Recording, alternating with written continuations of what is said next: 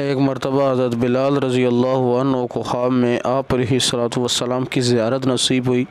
آپ علیہ الصلوۃ والسلام نے فرمایا، بلال کہ تم ہمیں ملنے ہی نہیں آتے۔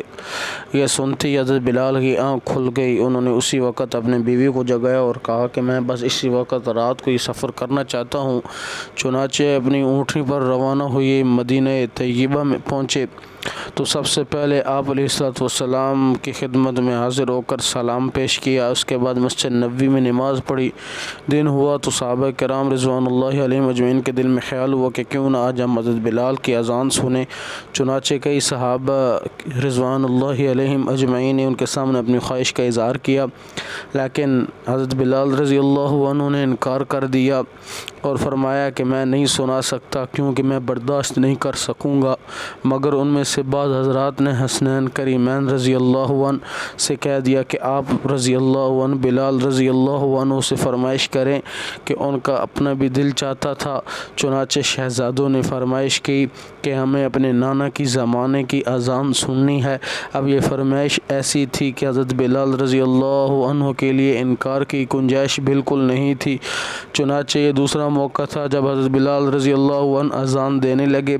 جب انہوں نے اذان دینا شروع کی اور صحابہ کرام رضوان اللہ علیہم اجمعین نے وہ اذان سنی جو آپ علیہ الصلوۃ والسلام کے دور میں سنا کرتے تھے تو ان کے دل قابو میں نہ رہے، حتیٰ کہ گھروں کے اندر جو مستورات تھیں جب انہوں نے وہ آواز سنی تو وہ بھی روتی ہوئیں اپنے گھروں سے باہر نکلیں اور مسجد نبوی کے باہر ہجوم لگ گیا۔ عجیب بات یہ تھی کہ ایک عورت نے بچے کو اٹھایا ہوا تھا۔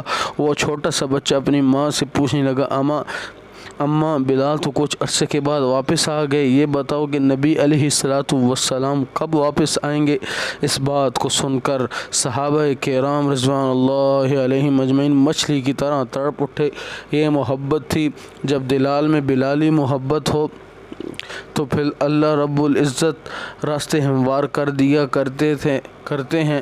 چمکتا رہے تیرے روزے کا منظر، چمکتا رہے تیرے روزے کا منظر، سلامت رہے تیرے روزے کی جالی۔ ہمیں بھی عطا ہو وہ جذبہ ابو ذر، ہمیں بھی عطا ہو وہ جذبہ ابو ذر، ہمیں بھی عطا ہو وہ روح بلالی۔ اللہ رب العزت ہمیں ایسا عشق آپ علیہ الصلوۃ والسلام سے نصیب فرمائے۔ آج ہم عشق رسول کے تو دعوے کرتے ہیں، لیکن جب ربیع الاول کا مہینہ آتا ہے تو عجیب رسم و رواج کے ہم عجیب رسم و رواج شروع کر دیتے ہیں۔ اللہ ہم سب کو ہدایت عطا فرمائے۔